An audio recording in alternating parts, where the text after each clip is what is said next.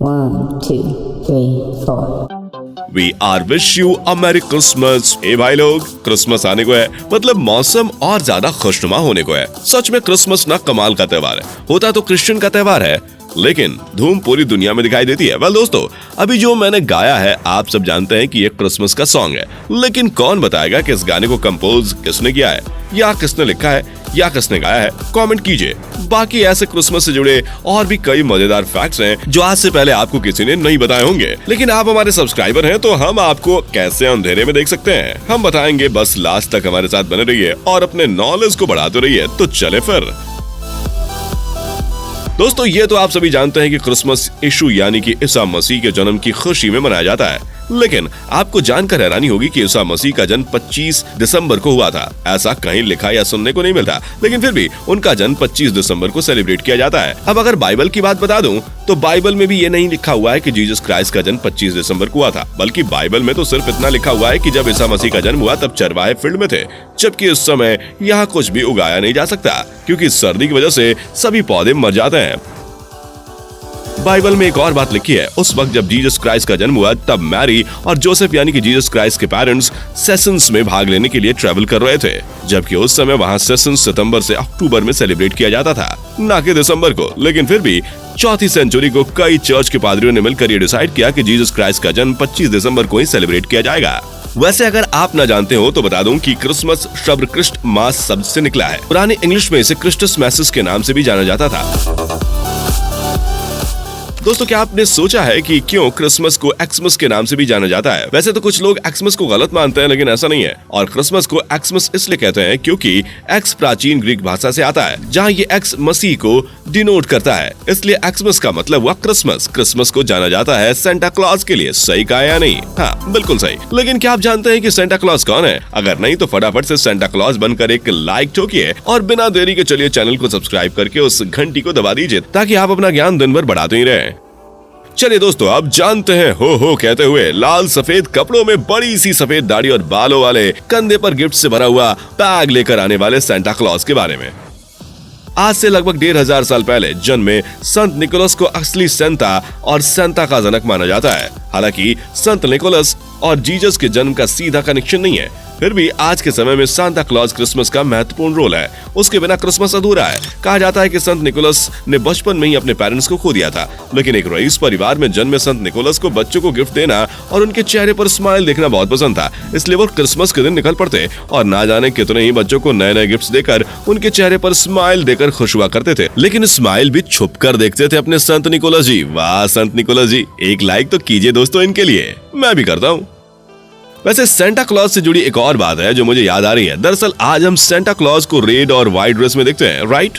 लेकिन क्या आप जानते हैं कि पहले सेंटा की ड्रेस का कलर अलग था? जी हाँ, ये बात सन 1930 से पहले की है। तब सेंटा क्लॉज रेड और व्हाइट कॉम्बिनेशन की जगह लाइट ब्लू और व्हाइट का कॉम्बिनेशन रखते थे। एक्चुअली वो नहीं, लोग क्रिसमस सेलिब्रेट करने में इस कॉस्ट्यूम का इस्तेमाल करते थे। नीली पोटली में गिफ्ट्स रखा करते थे, लेकिन 1930 के बाद सब बदल गया। दरअसल 1930 के बाद एक कोका कोला का एड आया। दावा किया जाता है कि ये एड खुद सांता क्लॉज ने दिया था, और इसी एड में सांता क्लॉज ने ब्लू और व्हाइट की जगह रेड और व्हाइट की ड्रेस पहन रखी थी। तभी से लोगों ने दावा किया कि वो बच्चों को गिफ्ट्स देने भी इसी रंग की ड्रेस में आते होंगे, और बेशक उनका फेवरेट भी यही कलर कॉम्बिनेशन होगा। बस फिर क्या था, ये क्रिसमस बहुत अलग रहा, क्योंकि अब बाजारों में नीले की जगह लाल रंग ने अपनी पहचान बना ली, और सेंटा क्लॉज को भी अपने लाल और सफेद कपड़ों के लिए ही जाने जाने लगा, और आज तक उनकी यही पहचान है। हे, क्या आपने कभी केरॉल का नाम सुना है?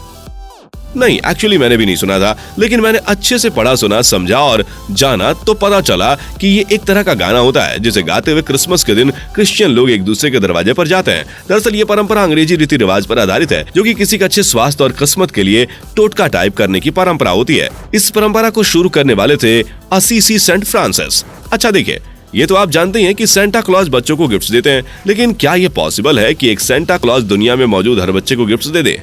नहीं ना। वेल, एक्सपर्ट्स बताते हैं कि अगर एक सेंटा क्लॉज को दुनिया में सभी बच्चों को गिफ्ट देने हैं तो उन्हें 1 सेकंड में करीब 882 घरों को कवर करना पड़ेगा, और इस तरह से उनकी रफ्तार होनी चाहिए करीब 650 माइल्स प्रति सेकंड। और मुझे नहीं लगता कि एक इंसान ऐसा कर सकता है, और फिर एक बूढ़ा आदमी कैसे कर सकता है? बता दूं कि ब्रिटेन और राष्ट्रमंडल देशों में क्रिसमस के अगले दिन यानी कि 26 दिसंबर को बॉक्सिंग डे के रूप में मनाया जाता है। क्रिसमस से जुड़े इंटरेस्टिंग फैक्ट्स में एक और खास फैक्ट्स ये है कि अमेरिका में सेंटा क्लॉज को लिखे गए सभी लेटर्स सेंटा क्लॉज इंडियाना को जाते हैं। कनाडा में सेंटा क्लॉज नॉर्थ पोल पर भेजे गए लेटर एक वेंटिलियर ग्रुप से जुड़े लोगों को भेजे जाते हैं। ये लोग बाकायदा इन लेटर्स को पढ़ते हैं और इनका जवाब भी देते हैं। जी हाँ, यानी आप भी सेंटा को लेटर भेज सकते हैं। यकीन मानिए आपकी गर्लफ्रेंड भले ही जवाब ना दे, लेकिन सेंटा भाई आपको जवाब जरूर देंगे। कई देशों में क्रिसमस को सेंट स्टीफन्स डे या फिस्ट ऑफ सेंट स्टीफन्स भी कहा जाता है। जापानी लोग क्रिसमस पर KFC में खाना पसंद करते हैं। ये KFC के 40 साल पहले की मार्केटिंग का नतीजा है। क्रिसमस के ऑर्डर 2 महीने पहले बुक करने पड़ते हैं। वैसे मानना पड़ेगा कि क्रिसमस दुनिया का एकमात्र ऐसा त्योहार है जब लगभग पूरे देश में छुट्टी रहती है। क्रिसमस के दिन से 12 दिन तक क्रिसमस टाइड उत्सव की शुरुआत होती है और क्रिसमस को बड़ा दिन भी कहा जाता है। आप में से बहुत लोग शायद रुडोल्फ को नहीं जानते होंगे, है ना? आप भी नहीं जानते ना? कोई बात नहीं, मैं बता देता हूँ। दरअसल रुडोल्फ लाल नाक वाले बारहसिंगे होते हैं जो क्रिसमस की शाम सेंटा क्लॉज की स्लेज यानी कि वो बग्गी जिस पर वो आपके लिए गिफ्ट बच्चों के लिए गिफ्ट लाते हैं, वो स्लेज खींचते हैं। मैं गारंटी के साथ कह सकता हूँ कि अब जो फैक्ट मैं आपको बताने वाला हूँ वो आज से पहले आपने कभी नहीं सुना होगा। इसलिए मैं चाहता हूँ कि आप पहले वीडियो को लाइक कर लें और कमेंट करें कि इस बार का क्रिसमस आप कैसे स्पेशल बनाने वाले हैं, मतलब क्या करने वाले हैं, शेयर कीजिए यार।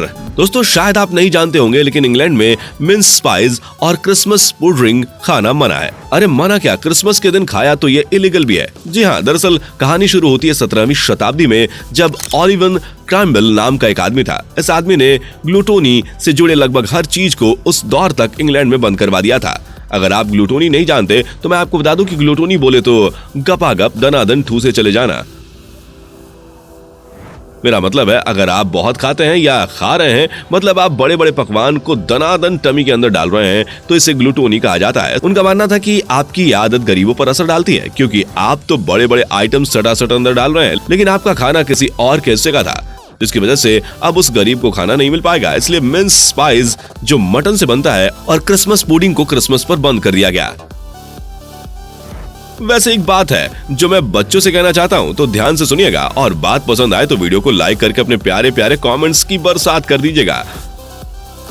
तो बात यह है कि बच्चों को कभी किसी को हर्ट नहीं करना चाहिए, लड़ाई झगड़ा नहीं करना चाहिए, किसी से भी गलत नहीं बोलना चाहिए। पता है क्यों? क्योंकि हमारे सेंटा भाई उन बच्चों को गिफ्ट्स कभी नहीं देते जो शैतान होते हैं, दूसरों को तंग करते हैं, बल्कि वो तो उन बच्चों को गिफ्ट्स देते हैं जो अच्छे होते हैं। तो आप भी अच्छे बच्चे बनिए और पेरेंट्स आप भी अपने बच्चों को सच्चा और अच्छा बनने में उनकी हेल्प कीजिए। अगर मेरी बात अच्छी लगी हो तो आपको पता है क्या करना है। फिलहाल मैं चलता हूँ, मम्मी आवाज दे रही है, बाद में आऊंगा, फिर करेंगे किसी और टॉपिक पर ऐसी ही मजेदार बातें। लेकिन तब तक खुश रहिए और दूसरों को भी रखिए बिल्कुल सेंटा की तरह। Okay, bye bye.